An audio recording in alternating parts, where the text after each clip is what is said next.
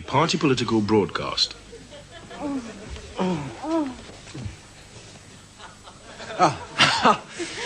Evening.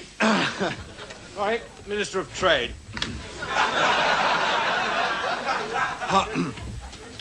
Good evening. I want to talk to those of you who are still awake tonight about the formation of a brand new political party. It will be based on a completely new concept in British politics. Total honesty. For too long, politicians in Britain have had to spend valuable time denying allegations that they are lying, devious, and untrustworthy. Well, we're going to change all that. We shall admit that we are lying, devious, and untrustworthy. We're not going to pull the wool over the electorate's eyes. Why should we? It's insulting to you, the voter, and damaging to the nation's confidence.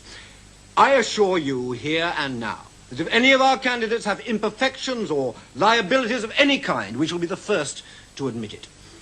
Take, for instance, our spokesman on the economy, Sydney Rat-Faced Parsons, the Reigate baby crusher.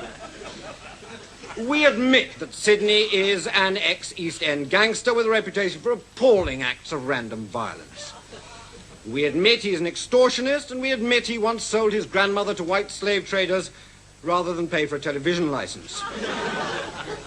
But let's forget the past, eh? Let's concentrate on the good points of the man. His fondness for children, cooked or uncooked. His deep and abiding love of Wakefield, and his enormous hands. Vince Axeman Weller, our spokesman on education, would be the first to admit he knows nothing about the subject. But if I know Vince, he'll be in that prison library every day until he does. Our foreign policy spokesman, Reinhold Uberwald, may have lived in Doncaster for the last 30 years, but he did an immense amount of travelling in Europe during the last war. And was, in fact, all set to come to England as long ago as 1940. But plans fell through. We shall make no false claims. When we say we're going to reduce unemployment over a 6-year period, we'll have no intention of doing so. I promise you that. When we say that we shall heal the wounds that have divided this country for so long and go forward together towards a bright new dawn for Britain, we won't mean it.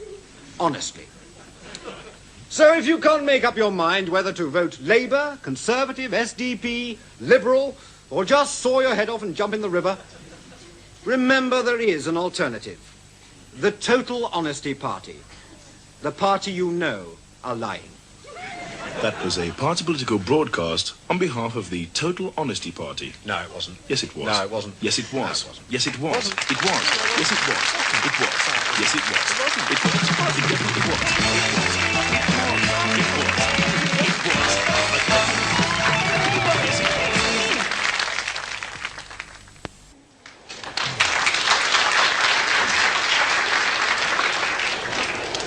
Right, gentlemen, here we are. We're on common familiar ground, I think. Right, the 11:15 from Euston to Birmingham New Street. Smack on time again. Brilliant. Getting up flood of steam through Watford, stripped up waste, shoveling coal into the boiler. Yes. Can we get on now? We're on the verge of a breakthrough after nearly 5 weeks, so we just got a few final details to thrash out. Now, there's no one here from the media. There's just you and us. Man to man. Aye, and we'll talk all night if needs be. All night, aye. The Aberdeen sleeper speeding through Scotland. Coronation Class 462 at its head. Shoveling coal in 1 ton a minute, eh?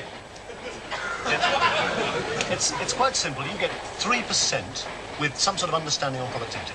No, 3%, no strings. Look, we'll even backdate it to last August. Give us the 3% and we'll work a 48-hour week. With extra in productivity? Listen, we're prepared to take a reduction in annual holidays to 1 week if you'll just give us the bloody 3%.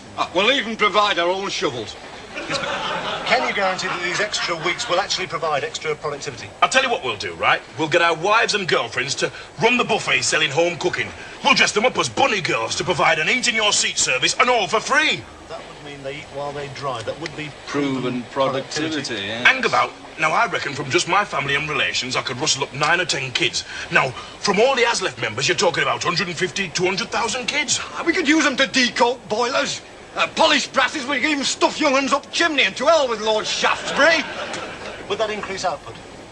Yes, will we get more from a shift? Would there be less time wasting? And what about duty rostering? Look, We're prepared to work Sundays, bank holidays, including Christmas, and our week's annual holiday redecorating stations. Well, run Flying Scotsman for you all year round. Now, that's a magnificent engine, that.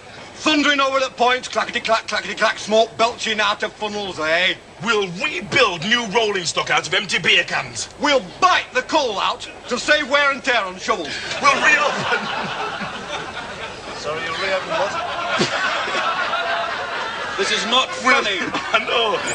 We'll reopen the Axe branch lines and run them at our own expense. We'll let LNER members use our canteen again. We'll do all essential engineering work at night instead of sleeping. We'll wear top hats to drive main expresses. We'll carry the freight ourselves on our bikes so that the wagons can last longer. We'll carry divisional manager to work on a bed of spun silk. We'll do without lunch breaks, dinner breaks, tea breaks, supper breaks. We'll do without food altogether. We'll eat coal.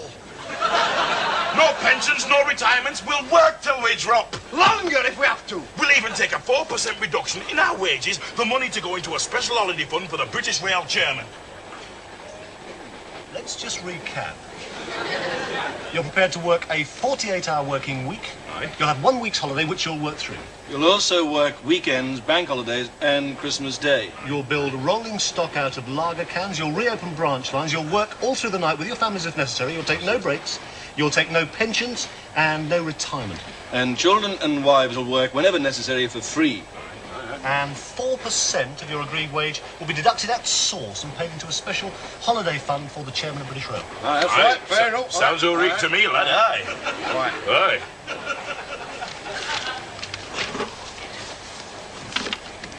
Sorry, gentlemen. No productivity. No deal.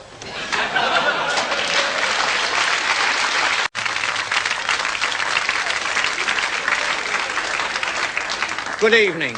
I'm speaking to you tonight on behalf of SPOBAT, the Society for the Prevention of Boring Appeals on Television.